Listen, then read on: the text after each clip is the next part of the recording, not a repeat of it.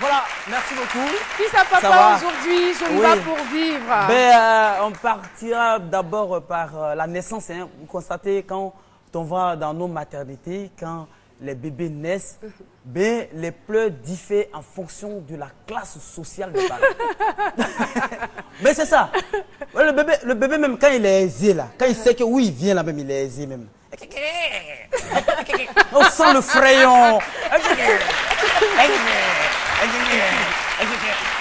Mais un enfant, lui-même il sait que, ça dit oui il vient là, la vie est difficile. Il naît dans la précarité, il voit les difficultés déjà même. Lui-même, il refuse même.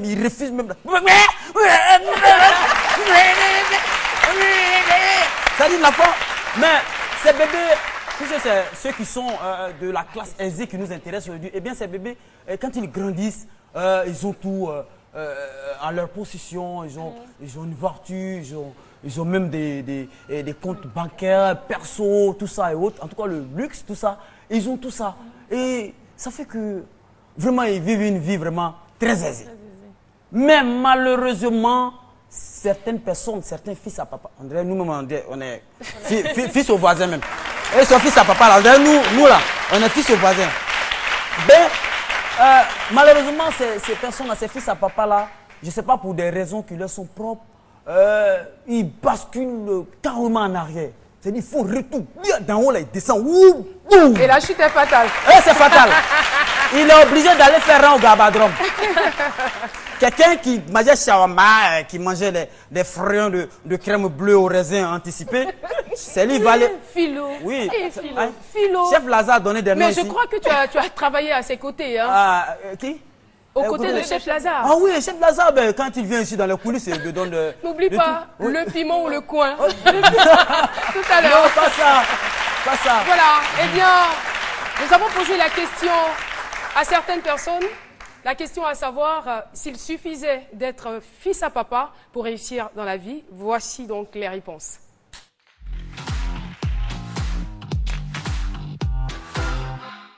Il ne suffit pas d'être un fils à papa pour pouvoir réussir dans la vie.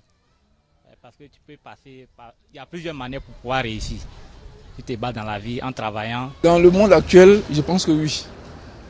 En principe, on devait réussir par ses connaissances et par ses projets, par le financement des projets et tout. Mais aujourd'hui, là, dans le monde dans lequel nous sommes actuellement, quand vous êtes fils à papa, ça veut dire que vous avez un papa qui a beaucoup de moyens. Il fait tout ce qu'il peut, même quand vous n'avez pas les capacités, pour vous mettre là où il faut. On n'a pas besoin forcément d'un parent qui est riche, soit un père qui est riche ou bien un mère qui est riche pour pouvoir réussir dans la vie. Dans la vie, il faut te battre. Voilà, faire quelque chose avec tes 10 doigts. La Bible dit qu'on mangera la chair de son front. Donc celui qui ne travaille pas ne mangera pas. Si tu vas compter sur tes parents, ton père et ta mère, je pense que tu vas jouer dans la vie.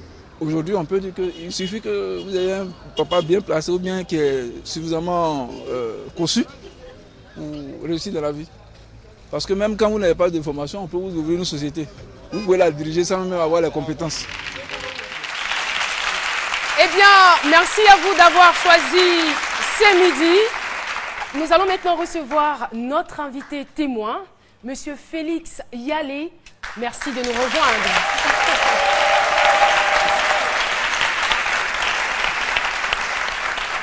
N'est-ce pas qu'il ressemble à un fils à papa? Oui, ah oui, la coiffure, tout ça. Voilà. Bien habillé, élégant. Mais voilà, cela n'a pas suffi pour qu'il réussisse. Alors, merci d'être sur le plateau de C'est Midi. Ça va, vous n'êtes pas perturbé? Non, ça va très bien, merci. Quand vous êtes ému, vous pleurez ou non? Non, du tout. Du tout, je pleure non, pas, mais ça va. D'accord. On vous retrouve et ce sera juste après l'autopromo. À tout de suite.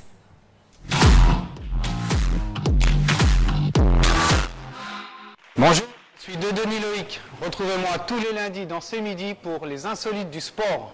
Bonjour à tous, je suis Hussein Sidibé. Retrouvez-moi tous les mercredis avec la rubrique Invention et nouveautés sur C'est Midi. Salut, c'est Méliane Cuny. Retrouvez-moi tous les lundis et jeudis pour la chronique réseaux sociaux éthiques.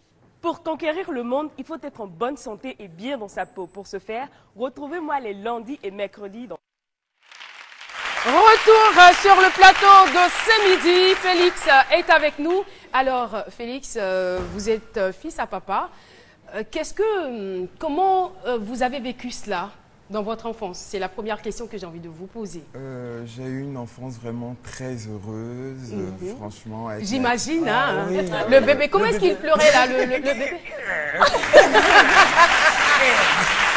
Avec mes frères et sœurs, dans un quartier, une maison huppée et tout. Et franchement, on ne manquait vraiment de rien. On avait un père formidable. On allait vous déposer à l'école, on allait vous descendre, on revenait vous chercher. Il assurait nos pères. Vous voulez faire quoi? Même qu'on avait besoin de loisiveté et tout. Il nous donnait tout ce qu'on voulait pour qu'on soit vraiment épanoui totalement. Si ce n'est pas indiscret, qu'est-ce qu'il faisait votre père? Mon père était docteur pharmacien et homme politique. Ah d'accord. Ah d'accord. Et comment est-ce que sa disparition, parce qu'après votre père vous a quitté? Oui. Après sa disparition, il y a 9 ans, papa est parti. Bon, au début, tu vois, le père est parti, le grand homme très connu, tout le monde est là, on vous fait des promesses. Mais bon, dès qu'il est enterré, c'est fini, tout le monde disparaît. Quand tu appelles un tel... Quand vous dites tout le monde disparaît, c'est qui exactement? C'est les oncles, c'est les tantes, c'est les amis? Aussi les tantes, les oncles, tu perds tes amis, tu perds de l'estime auprès des gens. Et c'est vraiment, c'est horrible à vivre, franchement. Alissa voudrait dire quelque chose? Oui, j'aimerais te demander comment tu as vécu ça au fait. Comment j'ai vécu quoi au fait? C'est la perte de ton père. La perte de mon père. Parce que du coup, vous changez carrément de style de vie. C'est une vie qui bascule d'une vie à l'autre. Vraiment, tu n'arrives même pas à tenir le coup. Tu te demandes, mais pourquoi ça m'arrive? Et quand tu t'en vas voir les connaissances, c'est-à-dire amis de famille, amis, même des membres de la famille, on te tourne le dos, on te répond qu'on veut et tout ça. Vous aviez quel âge à l'époque? J'avais 20 ans. 20 ans. Et on sait que c'est un âge quand même délicat. Hein? Oui, voilà, ans, vous êtes je dans passais l'adolescence. mon bac quand j'avais perdu mon père et tout. Et franchement, c'est pas évident. Et là, vous êtes amené à faire quoi? C'est quoi votre choix de vie? Est-ce que vous dites, là, je commence, je vais tout noyer dans l'alcool? À un moment donné, oui.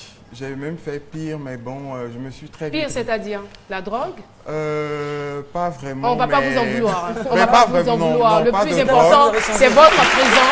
C'est ce que vous êtes maintenant, c'est ce que vous êtes aujourd'hui. Pas vraiment la drogue. Je me laissais aller, je sortais tous les soirs. Je me dis, bon, de toutes les façons... À la recherche de quoi? Je ne sais pas, rien du tout. Je faisais toutes mes soirées dehors, mes nuits dehors. Maman se plaignait. Félix, arrête de sortir, tu grandis, cherche à construire ta vie, continue tes études. Mais bon, à un moment, je l'ai fait, mais voilà. Après le BTS, j'ai bossé un peu en entreprise et tout, mais bon, je me suis dit, bon, c'est pas fait pour moi.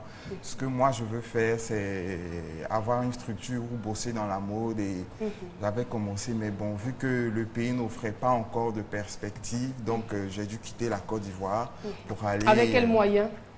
Avec l'aide de mes amis. D'accord. Oui, j'ai des amis formidables à qui je veux dire merci d'ailleurs pour tout le soutien qu'ils m'ont apporté. Voilà. J'ai envie de vous demander, après la disparition de votre père ou tout ça, la situation que vous vivez, que vous êtes en train de vivre, sinon que vous avez vécu, parce que voilà, il y a un peu longtemps que lui est parti. Est-ce que c'est pas de votre faute? Parce que c'est vous comme ça, quand vous aviez les moyens, tout ça, parce que les parents vous ont tourné dos aujourd'hui. Quand un vieux quitte au village, puis il tape portail là, c'est vous qui appelez le chien. C'est la monnaie qu'il vous rend aujourd'hui. Est-ce que c'est pas ça en fait? Est-ce que vous le saviez normalement comme il se doit? Non, du tout.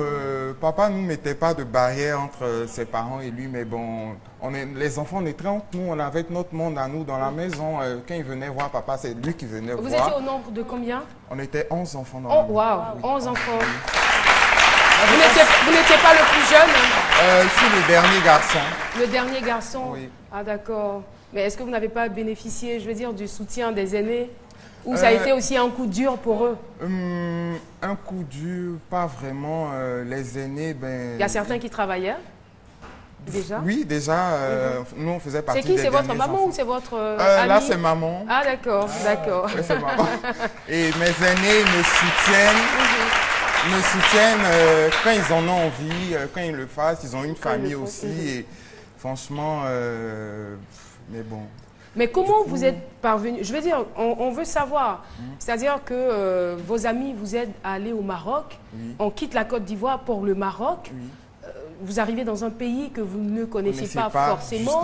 Je veux dire, les premiers moments, c'est d'abord la galère. Exactement. J'ai passé 6 mois de galère, mais vraiment grande galère que j'ai jamais vécue de ma vie. Et qu'est-ce que vous aviez envie de faire à cet instant? Je me disais... Est-ce que rester à Babi, rester à Abidjan n'est pas mieux? Mais tu vas venir à Abidjan, comment on doit te payer un billet d'avion? Tu vas venir à Abidjan comment? Ah, la galère était aussi grande. Mais oui, je me faisais héberger par un ami. Mon ami me disait tous les matins, il va au boulot, Félix va chercher du travail, j'ai pas de papier. Mais est-ce que vous-même, vous n'étiez pas un peu fainéant? Parce que quand je vous vois, vous ne ressemblez pas à quelqu'un qui met la main à la boue. Vous savez... Voilà. Certainement que vous cherchez des postes un peu sophistiqués. Non, pas du tout. Hein. J'ai essayé tous les boulots possibles et voilà, je me suis battu pour avoir ma carte de résident. Comme mon ami qui m'hébergeait est rentré en France, j'ai eu ma carte de résident, j'ai changé de ville et j'ai pu avoir un boulot, un très bon boulot et voilà. Nadia, vous voudrez lui parler. Quand vous avez perdu votre père, tous ces membres de la famille, vous pouvez reprendre la quand question, vous avez perdu votre père, tous vos membres de la famille qui vous ont un peu abandonné, aujourd'hui, enfin, quels sont vos rapports avec ces gens-là? Est-ce qu'ils sont présents? Est-ce qu'ils ne sont pas très présents? Non, sans garder rancune, vraiment. Je leur en voulais avant, mais depuis que je me suis assis, je me suis dit, bon, Félix, ça ne sert à rien de leur en vouloir. Tu ne sais pas ce qu'ils endurent, tu ne sais pas leurs problèmes. C'est clair, c'est clair. Et donc, depuis que j'ai joué carte sur table, et je suis sûre que lorsque vous avez arrêté de leur en vouloir, les portes se sont ouvertes. Exactement, ça c'est clair. C'est ce que j'allais dire. Ça c'est clair. C'est ce que j'allais dire. D'accord. Et qu'est-ce que vous faites aujourd'hui au Maroc? Parce que c'est là-bas que vous vivez. Oui, je bosse pour après la galère. Je travaille pour une plateforme de communication internationale. On fait la promotion des produits avant-gardistes de luxe. Toujours dans le luxe. Donc vous êtes revenu dans le luxe maintenant. Ben oui.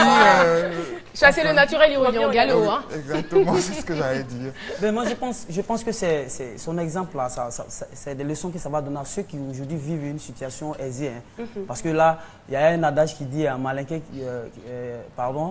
entre griffes, hein, ni fouille maquilla, il te fouille long.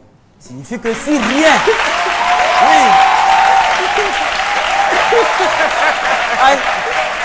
Non, s'il vous plaît, ça c'est échantillon. Moi, je parle 18 langues, hein, donc ça c'est échantillon.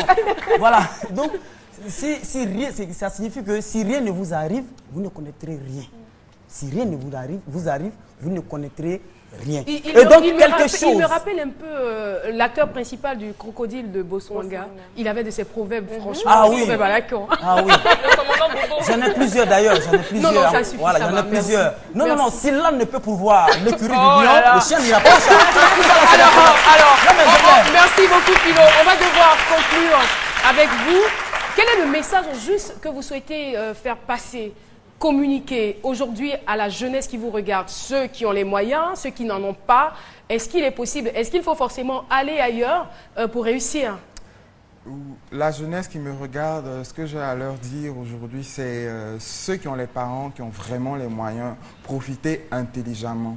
C'est-à-dire profiter intelligemment? Faites de bonnes études, écoutez vos parents et voilà quoi. Profitez intelligemment, suivez les conseils de vos parents. On ne sait pas de quoi demain sera fait. Justement, justement, et essayez de garder les bons rapports avec les gens et surtout garder les contacts qui sont autour de vos familles parce que moi c'est ce qui m'aide aujourd'hui.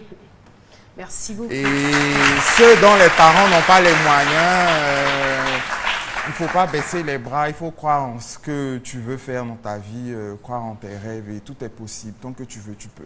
Merci bien. Nadiani, Alissa, Dr Philo, c'est par là qu'on devait commencer. Merci beaucoup, Félix, d'être venu partager cette expérience avec nous. Voilà, vous avez une histoire intéressante. Vous pouvez venir sur ce plateau. Il suffit d'appeler au 22 01 00 00. Appelez-nous, expliquez-nous ce que vous avez à partager. Et voilà, on vous contactera. Merci, public, de l'accompagner. Au revoir Félix. Le meilleur du web, c'est tout de suite et maintenant. On se retrouve juste après.